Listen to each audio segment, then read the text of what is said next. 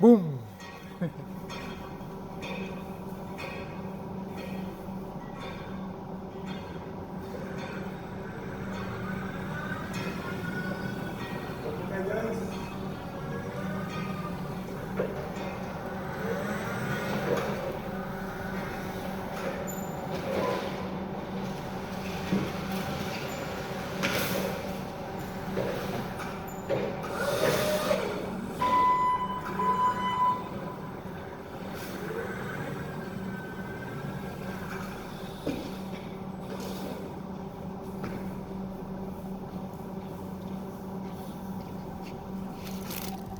So, clip na naman tayo.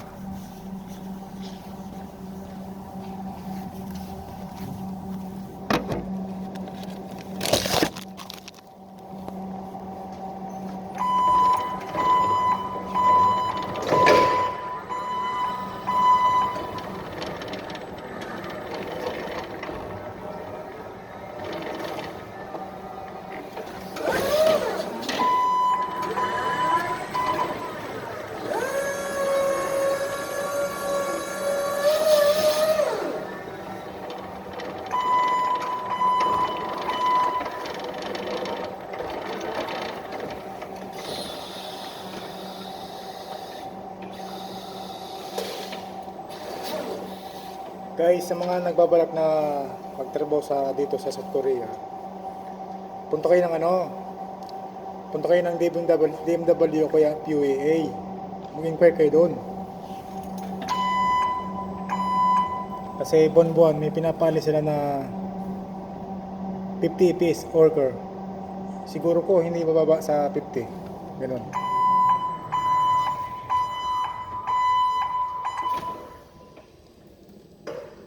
Halimbawa, nakapag-inquire na kayo sa mga lugar nyo, may mga naman dyan may mga school na Korean Learning Center. Enroll muna kayo, kumbaga mag-aral muna kayo ng Korean. Siguro ko yung bayad, kasi paiba-iba may 7,000, may 8,000, depende sa school na in-applyan nyo. Tapos yung school na in-applyan nyo, pagdating ng registration, alalayan naman kayo noon pag may registration na sa PUAA. Alalayan ko yung hanggang sa makalis kayo.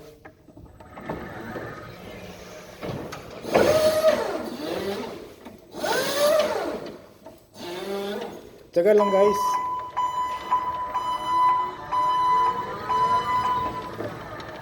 Kung gusto nyo talaga makapunta dito, makapagtrabaho,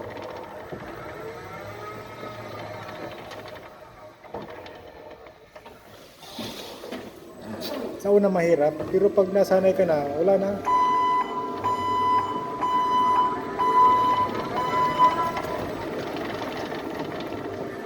Kasi ako dati nahirapan ako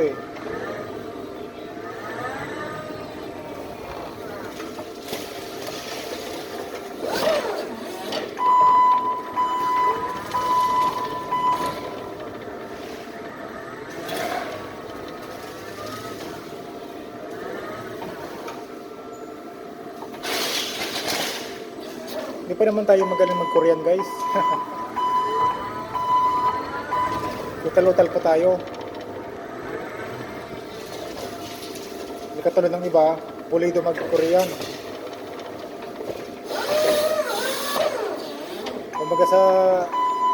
Kumbaga sa Pilipinas sa EBC, EEO pa ako.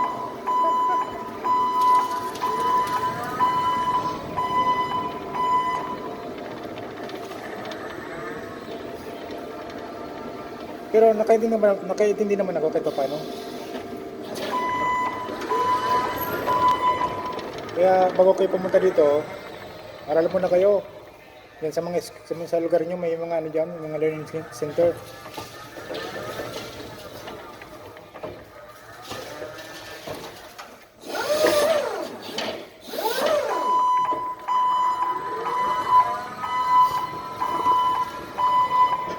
Abot naman sa gastos, pag-ipunan nyo guys.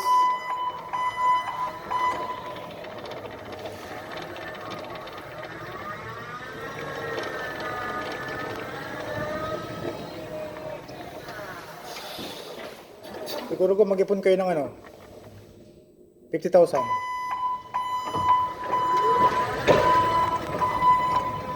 Kumbaga, lahat na yon, lahat na yon, pati sa pangbayad sa plate nyo. Kasi ang plate, kasi ang ticket sa ano, ang ticket kasi nung nakaraan taon na umalis ako, 27,500 yung ticket namin papunta dito sa Korea. Bali nagastos ko siguro nung naghihintay ako ng ano, habang hindi pa ako nakalis, naghihintay ako, siguro ko nagastos ko dito, nagastos ko 60,000. Kasama na yung pamasahe, mabalik-balik sa DMW o PUAA.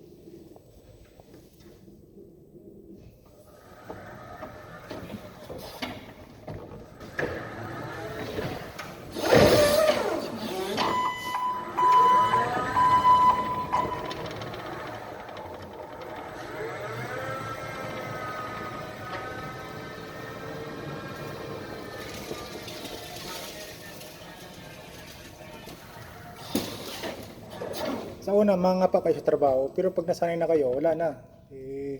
Sa una lang yan eh.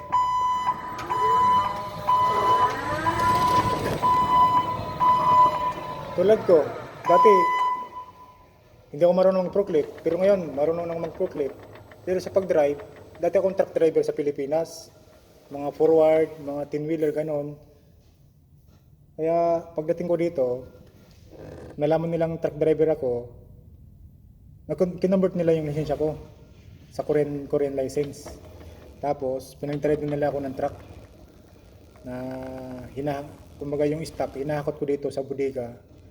Dinadala ko dun sa taas. Kasi dalawang warehouse namin eh. Isa dito, tapos isa sa taas.